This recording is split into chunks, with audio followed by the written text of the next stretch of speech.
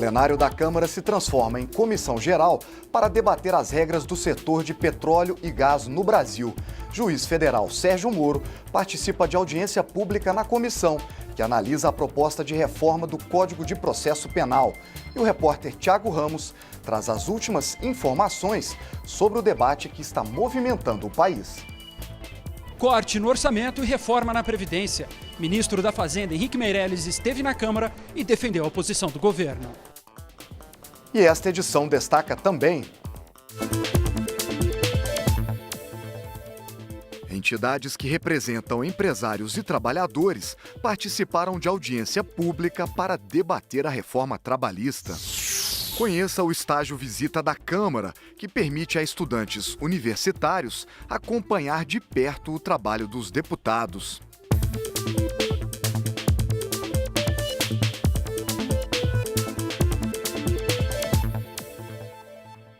Boa noite. Em Brasília, 8h02. O Jornal da Câmara começa agora. O ministro da Fazenda, Henrique Meirelles, esteve hoje aqui na Câmara para falar aos deputados sobre a reforma da Previdência, na última audiência pública da comissão especial que discute o tema. Henrique Meirelles é o ministro da Fazenda. Ele já trabalhou com diferentes governos de diferentes partidos. Desde a posse de Temer, a Previdência foi trazida para o ministério dele. O secretário executivo da Previdência, Marcelo Caetano, e Meirelles já estiveram na Câmara antes. A dupla fez esse mesmo tipo de apresentação em reuniões com as bancadas de partidos. Nesta quinta-feira, foi a vez da Comissão da Reforma da Previdência. Trajetória dos gastos. O problema é que os gastos dos benefícios previdenciários do INSS, por exemplo, era 3,3% do produto do PIB em 91. Em 2016, foi 8,1% do PIB. A previsão para daqui a 40 anos é 17,2% do PIB. A despesa da Previdência vai cada vez mais ocupando o orçamento da União de uma forma avassaladora. Mais Previdência, mais juros. Quanto maior o comprometimento das despesas públicas com Previdência ao longo dos anos, maior a taxa de juros que prevalece na economia. Por quê? Porque é uma questão de pressão do gasto público. No momento em que nós apresentamos e foi aprovado pelo Congresso, pelos senhores, a PEC do teto, na medida que está sendo discutida a reforma da Previdência, na medida que estão avançando outros projetos importantes, a taxa de juros está caindo no Brasil. E a inflação está caindo. Isso é fundamental. Justiça social. A reforma da Previdência ataca justamente os principais fatores que geram a concentração de renda. O único fator redistributivo das regras atuais, importantes, é a vinculação do benefício básico ao salário mínimo. Sim, só que isso será mantido caso seja aprovada a atual proposta. Beco sem saída. Porque nós estamos colocando aqui uma questão da sociedade brasileira, não é uma questão de opinião. Vamos fazer porque achamos que... Não, os números falam por si só. Eles são inequívocos e são avassaladores. Para quem tem interesse mesmo nessa discussão, fica a dica.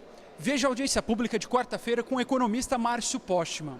Aquela audiência e essa com o ministro formam na prática uma só. Aí sim é possível ter argumentos técnicos a favor e contra a reforma da Previdência. A vinda do ministro marca o fim de uma série de audiências públicas com convidados. Agora a comissão entra num outro momento, o de espera pelo relatório, que está previsto aí para a semana que vem. O texto poderá apresentar mudanças na reforma da Previdência.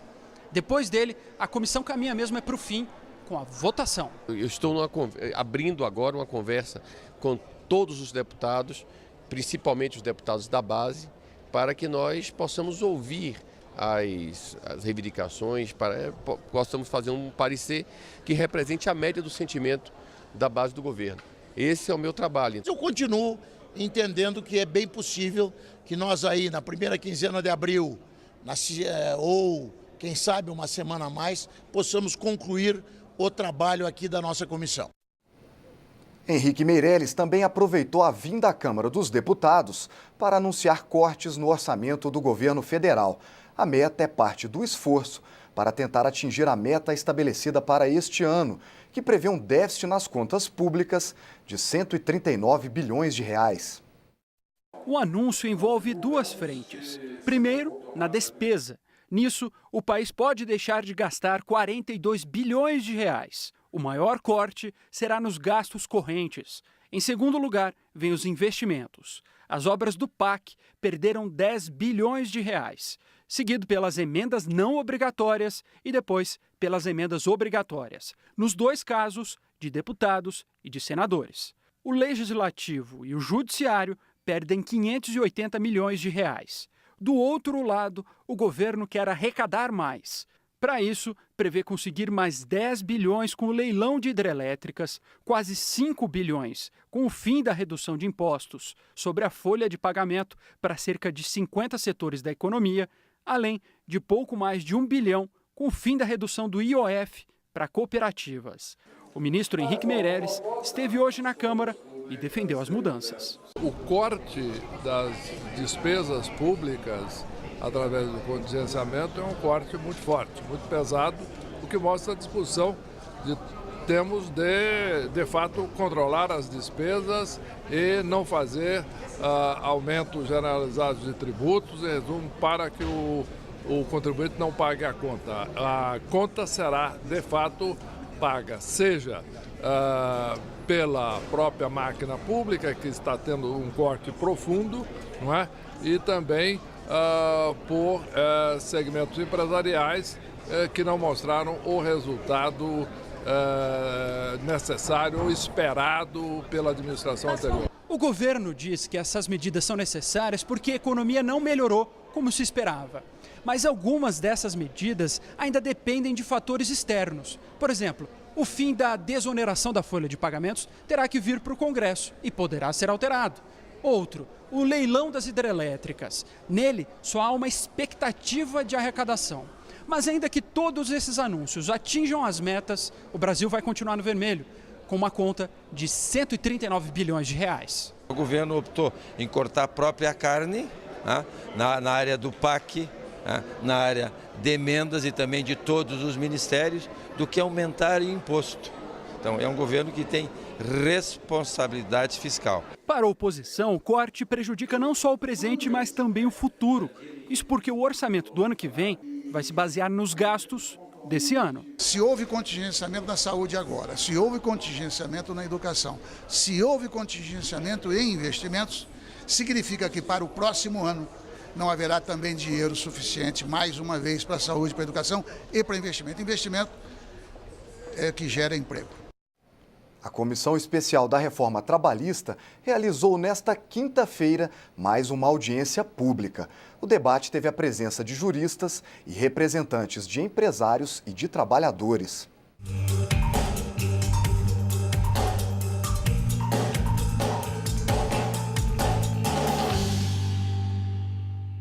Foi mais um debate polarizado. Nem os juristas têm a mesma opinião sobre a proposta da reforma trabalhista. E o mesmo ocorre entre os representantes das entidades de classe. O presidente da Confederação Nacional dos Trabalhadores do Comércio criticou duramente a proposta em análise na Câmara e afirmou que a reforma trabalhista vai provocar uma grande rotatividade no mercado de trabalho e não vai gerar mais empregos. Quando se fala em modernizar, em buscar um caminho para a crise brasileira, garanto aos senhores que ele não está em mexer na legislação trabalhista. Garanto aqui, esse projeto não vai gerar um só emprego. O problema do Brasil, o problema deste país, é que nós não temos aqui uma política de Estado. O presidente da Federação Nacional de Hotéis, Restaurantes, Bares e Similares, Alexandre Sampaio, que representa sindicatos patronais, defendeu a adequação da legislação trabalhista às novas necessidades do mercado. É o caso dos contratos de trabalho de curta duração, que para ele exigem regras mais flexíveis. Hoje você tem eventos no Brasil, o Brasil sediou grandes eventos recentemente, que você tem a necessidade de contratar mão de obra por 24, 48 horas. O Rock in Rio, sem precisar fazer propaganda, mas vai ter um evento próximo no Rio, em que você tem essa necessidade de mão de obra extremamente temporária. Então, nós advogamos o contrato de curtíssima duração porque existe uma panaceia. Na verdade, nós não conseguimos contratar com carteira de trabalho pessoas que vão ficar 72 horas sob a nossa égide para depois serem dispensadas. O próprio trabalhador não quer isso.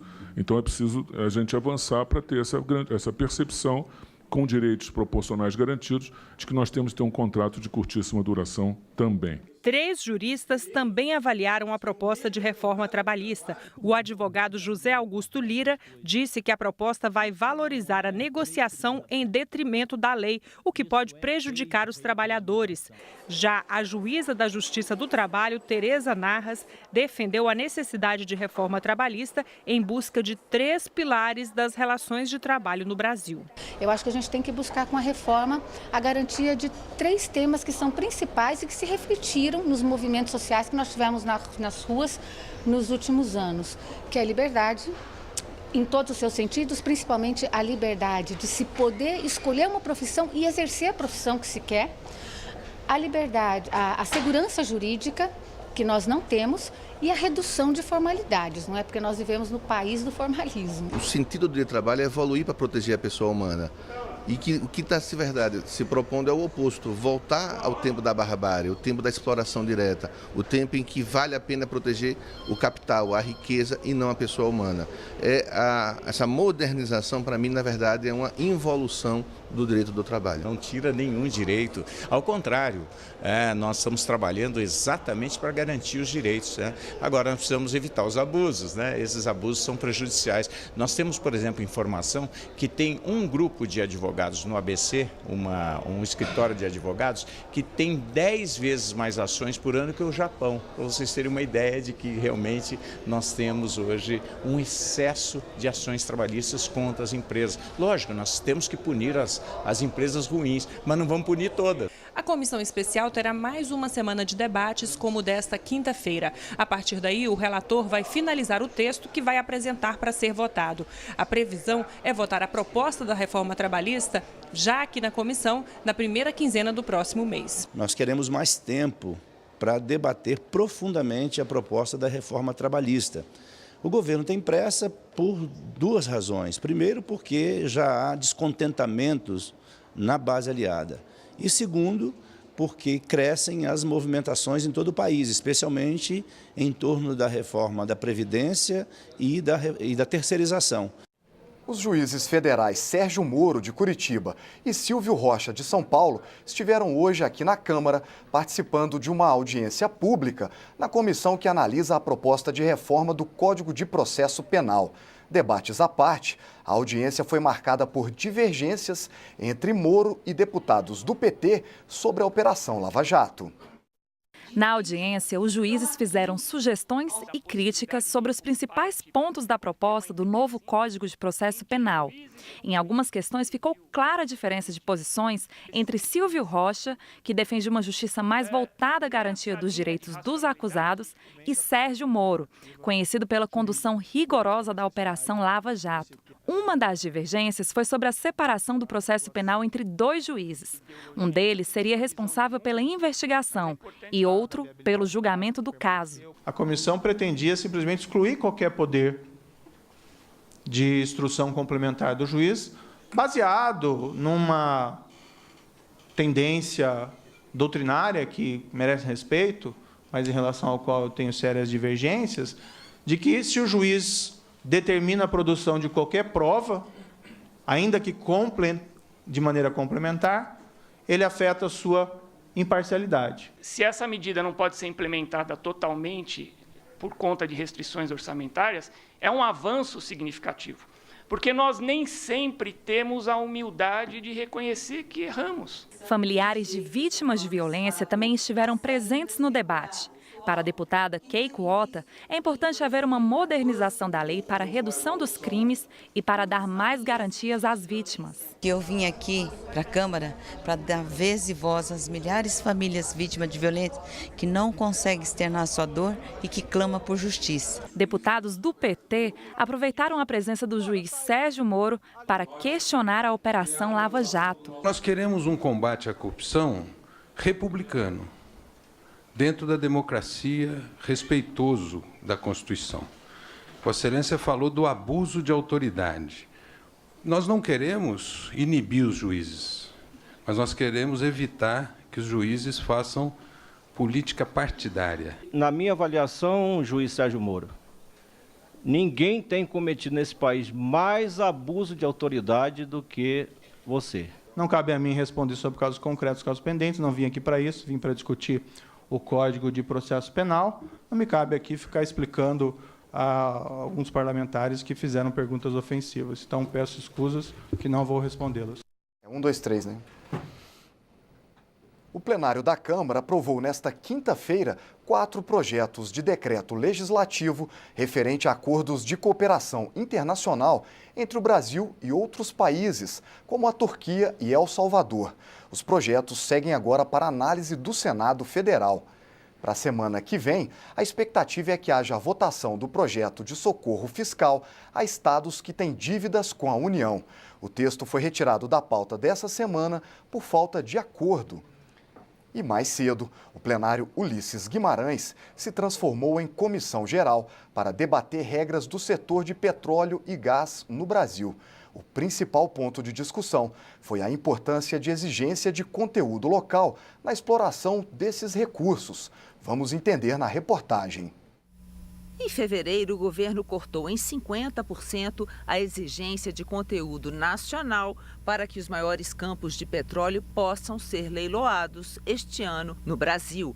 Decisão que provocou o debate no plenário da Câmara. O conteúdo local não foi o responsável pelos problemas da Petrobras. A atual política de conteúdo local, anunciada pelo ministro das Minas e Energias recentemente, ele não faz a separação entre bens e serviços. E, com isso, a indústria nacional ficará fora dos investimentos feitos no Brasil.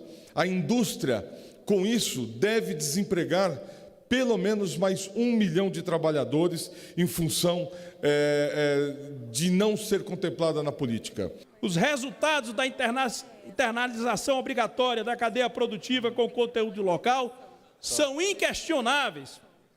De 99 a 2015, segundo estudos da Fiesp, o valor bruto da produção de fornecedores de bens para a indústria de óleo e gás obteve um crescimento real de 180%, enquanto a indústria de transformação nesse mesmo período cresceu 85,4%.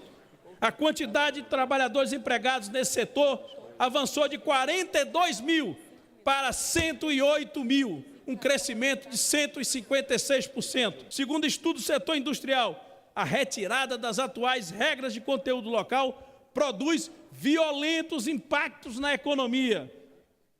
Queda de 17 vezes na produção de bens e serviços, na arrecadação de tributos, 13 vezes na geração de PIB e 11 vezes na geração de emprego e salários. Deputados e especialistas que participaram da comissão geral fizeram um alerta. O fim do conteúdo local pode causar demissões no setor de petróleo e gás. Seria uma estupidez a gente revogar o conteúdo nacional. A indústria de petróleo e gás precisa do conteúdo nacional. Quem for contra o conteúdo local é contra o emprego no Brasil.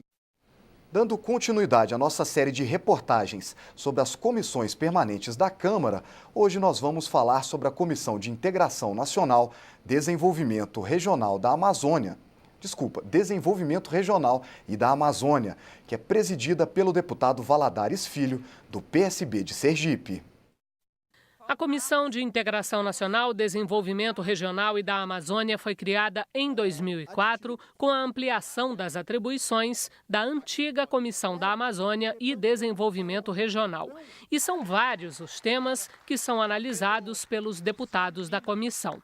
Entre eles, questões indígenas, turismo, desenvolvimento sustentável, integração regional e limites legais, valorização econômica, além de caça, pesca, fauna e flora. A Comissão de Integração Nacional e Desenvolvimento Regional é uma comissão muito importante, que abrange questões importantes do nosso país, principalmente em relação à desigualdade regional.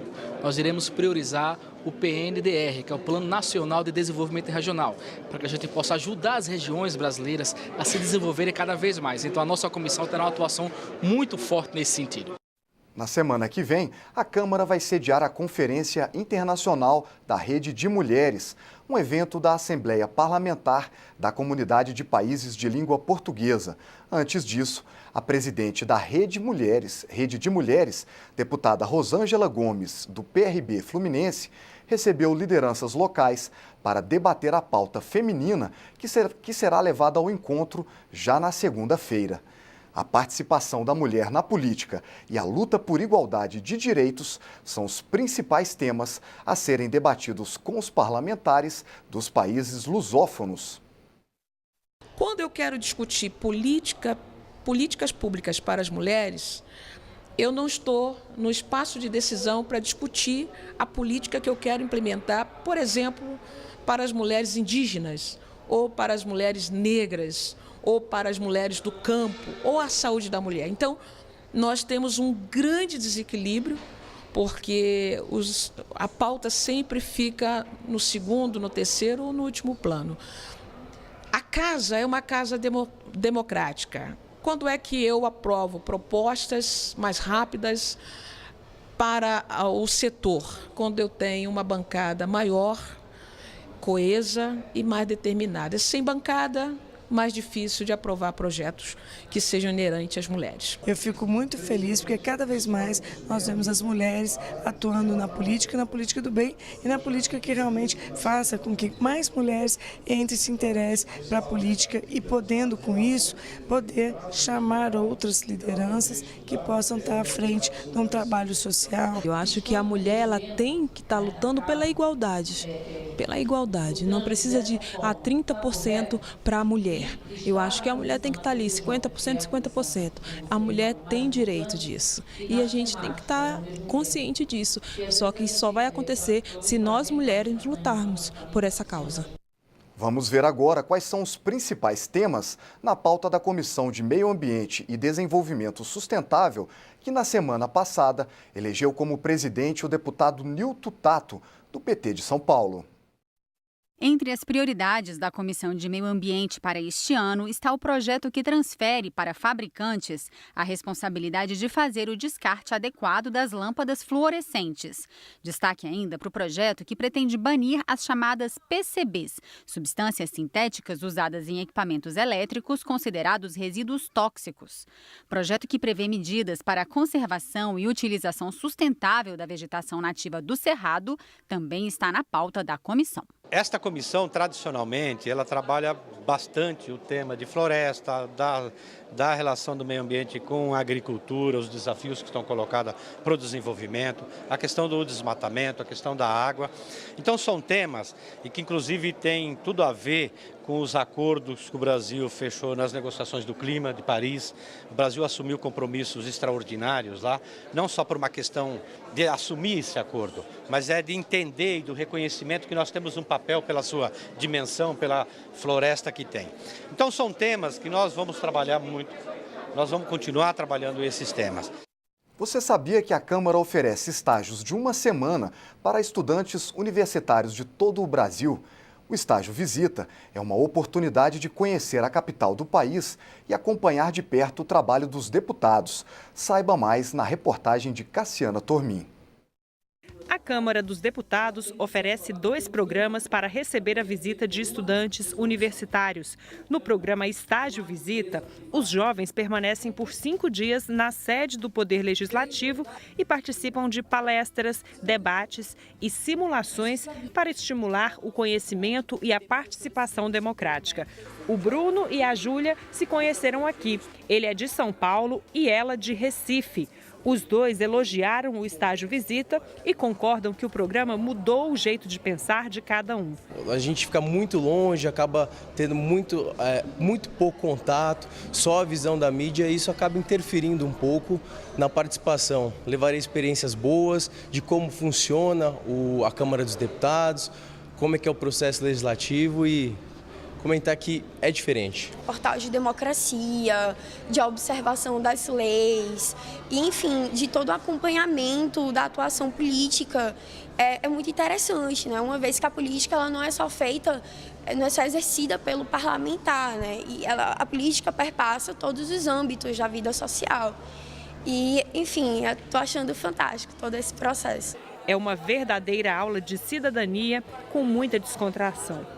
O Felipe, estudante de Direito e morador da cidade de Cachoeiro de Itapemirim, no Espírito Santo, nunca tinha visitado a capital Brasília. A gente está aqui com pessoas de praticamente todos os estados do país, né, da nação. E isso é o mais legal, talvez. A gente está lá dentro do alojamento e ouve dos mais diversos sotaques, e isso é uma das coisas mais interessantes mesmo. O estágio visita, ele funciona da seguinte forma: cada parlamentar tem direito a 4 indicações por ano. Então, quem tiver interesse em participar, a gente orienta que entre em contato com os gabinetes para que os deputados façam a inscrição. Já o programa Estágio Participação, que é outra oportunidade para os estudantes conhecerem a Câmara, é um pouco mais curto. Ele dura 3 dias e tem uma programação semelhante, com visitas ao plenário e às comissões e atividades práticas como pesquisas e entrevistas aos deputados. Para participar, a inscrição pode ser feita no site www.câmara.leg.br/EVC. Basta clicar no link Estágio Participação. Qualquer estudante universitário pode se inscrever. A deputada Mariana Carvalho, segunda secretária da mesa diretora da Câmara, destaca a importância do programa para aproximar os jovens da política. Um dos grandes objetivos até do nosso estágio, de todos os deputados que participam desse diálogo com os nossos universitários, é mostrar que a gente precisa da participação deles. A partir do momento que houver cada vez mais uma participação da nossa juventude, a gente começa a reescrever uma nova história para o nosso país. O Jornal da Câmara termina agora. Para outras informações, é só acessar o nosso portal na internet.